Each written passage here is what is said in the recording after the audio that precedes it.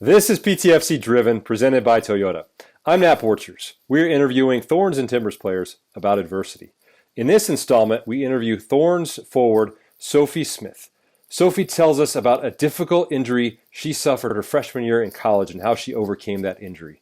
Here is our chat with Sophie. Really just want to jump in with you and talk about a moment in your career that you've gone to that's been difficult for you, and kind of just walk through those steps that you took to kind of get through it. Yeah, for sure. Um, so one of the biggest pieces of adversity that I've had to go through happened in October of 2018 during my freshman season at Stanford. I suffered a pretty big injury that kept me out for the rest of the season. I was out for about a year almost. So it was a pretty big deal, and it was something that I hadn't gone through before. I hadn't had that big of an injury that I'd had to, get back to playing from. So that's the biggest thing that comes to mind when I think of adversity.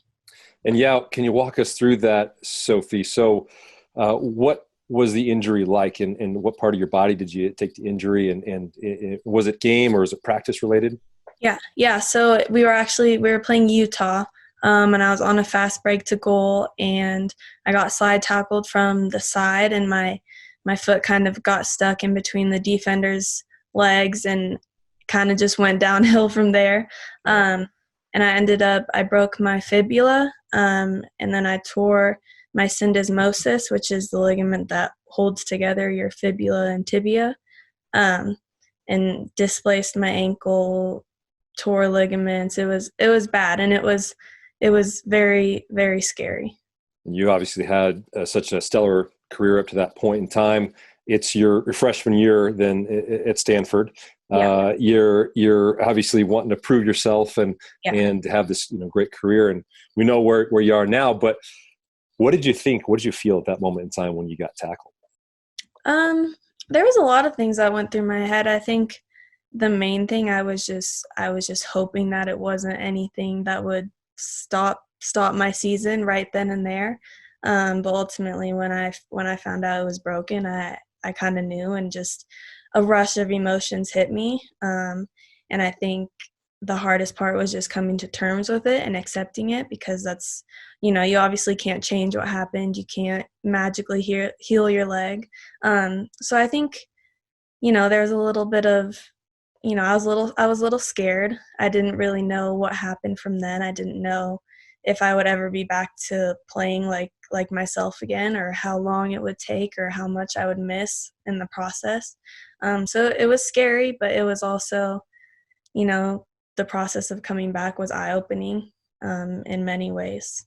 And so after you got that information that you had the break in your femur, Mhm. and was your femur? Fibula. Fibula. I got that wrong. Your You're good. fibula, and then you obviously have a lot of other things going on within the injury. But once you get the information that it's that bad that you're going to miss the whole rest of the season, who Right. who did you who did you talk to get through that process? Obviously, it wasn't just you, right? You had to have some people in your support group. Who did you turn to?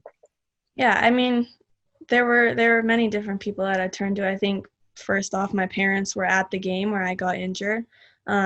Thankfully, because if they weren't there, that would have been even more scary than it already was. But my parents were a big part of it, and my dad also, he played college basketball actually, so he's been there. He didn't have an injury like this, but he's been through adversity, and he knows kind of how to get through that and how to fight through it. And then my mom is always just the most supportive person, and the best listener. So even when things weren't going well, or I couldn't figure out a way to stay positive, they were two of the main people that were there for me. And then obviously my teammates, who have all had their fair share of injuries, were a big part of it. And then I have a boyfriend who I've been dating for a while now, who was also extremely supportive during the time. And so, what was the start to finish for you? How long was the process that you had to go through for the rehab to get back to be cleared to play? About 9 months, 9 to 10 months, so Wow. almost a year. Yeah.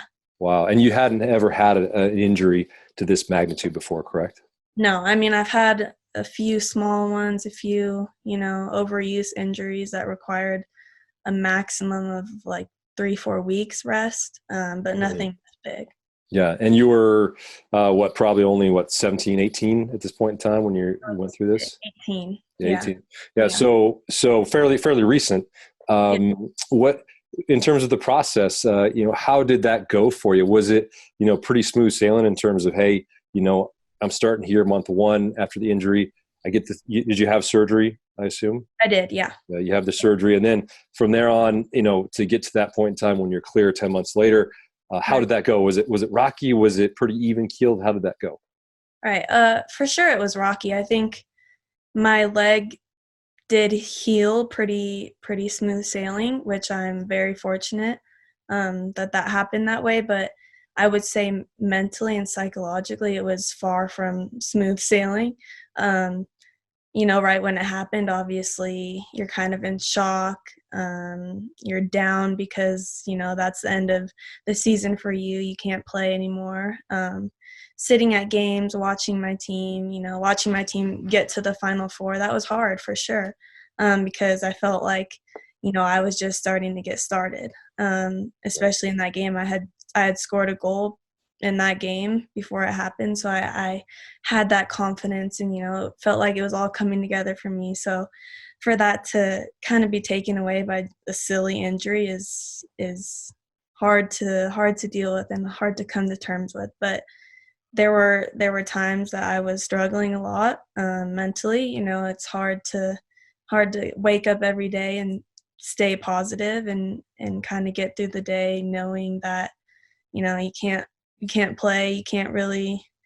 I was on crutches for I think 6 weeks, 6+ weeks. Mhm. Um, so obviously it was hard, and it was hard to most of all stay positive. But I think eventually I figured it out. It took time, but I think I did figure it out, and I realized that with an injury like this, you can kind of respond one of two ways. You can let it break you. You can let it defeat you, mentally and physically, or you can look at the positives, learn from it, do what you can you know with what you can do. And I think I finally realized how to take that route, and I think towards the end it was pretty smooth sailing. But then getting back into soccer, you think, oh, my ankle's healed, everything's going to come back together. I'm going to step on the field and I'm going to be myself again. And I think honestly it took my whole sophomore season to really feel like myself again, which is crazy because you never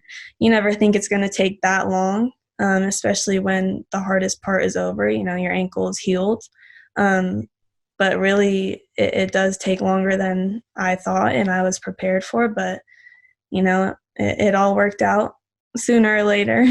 Right, right. And you obviously went on to do bigger and better things, right? You went Right. on that next year to win a championship, correct? Yeah. With Yeah. Sanford, which is incredible in terms of you played a huge role in that run and in that championship, and obviously propelled you to get to become the number one draft pick. But I'm curious, when you said things you learned, was there any if there's a young player that's watching this right now, Right. that's gone through this or will go through something like this, what would you tell them in terms of what you learned and what you took away? Right. I learned so many things. I think injuries are terrible, but in a way, I think it changed me for the better, both on the field and off the field, just as a person. Um, I'd say that one of the biggest things I learned is just to control the controllables. You can't control that you got hurt. You can't control that you won't be able to play, but you can control how you respond from it. You can control your attitude on the bench when you're cheering on your teammates. You can control how hard you work in physical therapy and rehab. You can control the mood you wake up in the morning, and just decide that it's going to be a good day. Yeah, I can't play soccer. Yeah, I'm on crutches, but I'm alive and I'm breathing, and that's huge, and it will get better from there. And then another thing I think is just to never take anything for granted. And I know that's cliche. We hear it a lot. Everyone says it, but it really is true. And I think even in times like this with the coronavirus, is similar to kind of having an injury and then all of a sudden everything that you've been doing every single day is just it's gone. You all of a sudden just can't play anymore.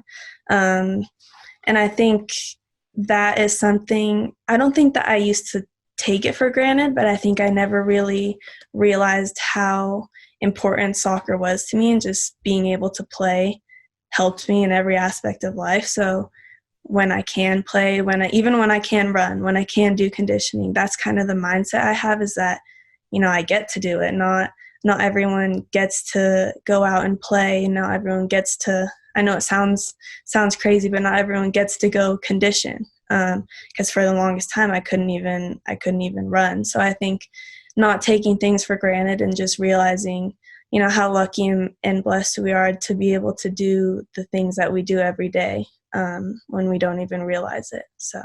Yeah, and it's not often you hear a striker saying they want to do conditioning, right? They want to do Yeah. do that kind of stuff. But yeah, like you said, when you're out of the game, when you're watching from the sidelines, it changes things for you. And I Right. think that's such a great perspective, that you have on the game. Would you say now, as you are starting out your professional career, would you say this has made you, would you say it's made you mentally stronger just going through that process? Oh, for sure. I think it's changed my perspective on not only the game but just of life in general. And I think going through that has just kind of shaped me into a person and given me qualities that I didn't have before that, which I think is huge. It's one of the biggest things to come out of an injury, is that you just gain a new perspective of everything, and you realize that you don't want to be on the bench watching on crutches. And I know that injuries aren't anything you can control, but that just shows that, when you are able to play, you know, don't take it for granted. Leave everything you have out on the field, because you just never know. So for sure. I love what you said earlier too about controlling the controllables, Right. and I think that you empower yourself by being able to do that. And Yeah. really appreciate your perspective on this, Sophie. And I know that there's a lot of Portland Thorns fans and U.S. Women's National Team fans who can't wait to see you play, and really appreciate you spending your time with me. And best of luck. Hopefully, we can get you to see you on the pitch very soon. I know. I hope so. But thank you. Thank you for doing this. Thank you so much.